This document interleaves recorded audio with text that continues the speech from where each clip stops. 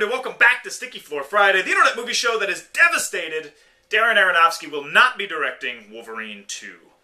I don't even have a joke for that, I'm just sad.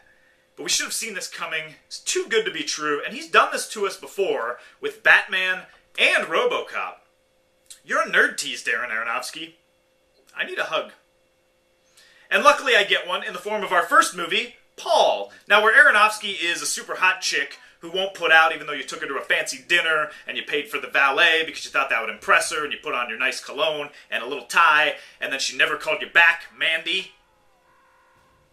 Paul is a dirty, slutty whore who's ready to jump your bones the minute you pay for her dinner at Shoney's. It is total nerd bait. Not only does it star Simon Pegg and Nick Frost, they also wrote it, and it's directed by Greg Mottola, who gave us Superbad and Adventureland, one of my favorite movies of the past couple years. And it's got aliens, and Bill Hader, and Kristen Wiig, and Sigourney Weaver, and Jason Bateman. It's like, seriously?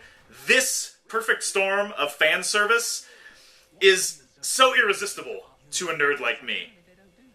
So I guess you're expecting my expectations to be really high for this movie. But I already know it's not going to break the ceiling set by Shaun of the Dead or even Hot Fuzz, two love letters to their respective genres, and this one doesn't have Edgar Wright in its corner. But I can't pass it up. There's just too much good stuff going on here.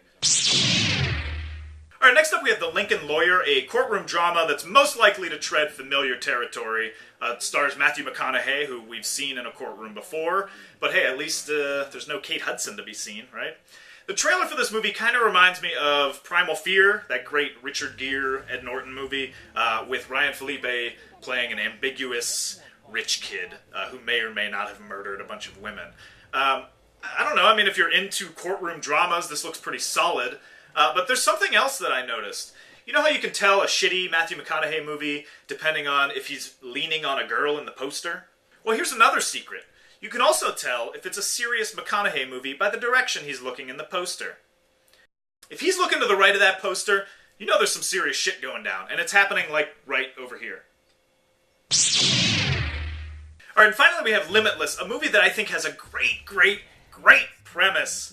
It's about a guy who has writer's block, so his friend gives him this experimental drug that unlocks 80% of his brain that he doesn't use, and then he uses that to make money and pick up chicks and dress nice and cut his hair and all this stuff.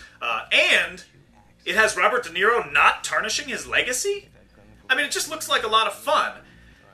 But am I the only one that keeps confusing The Lincoln Lawyer and Limitless this week? I don't know why, but it's like they both start with the letter L, and they both have two stars that are so handsome, it's like anger-inducing. It's like, Bradley Cooper, I want to strangle you and then kiss you. Yeah. Limitless. Looks good. I don't know what happened there. Alright, time for 3 questions. Number 1, who wants to give me a hug? No. Number 1 is, who replaces Darren Aronofsky for Wolverine 2? Number 2, what's your favorite Simon Pegg project? Spaced? Shaun of the Dead? Run, Fat Boy, Run? And number 3, who would you rather have as your wingman? Bradley Cooper or Matthew McConaughey? I'm going with Cooper because I think he smells better.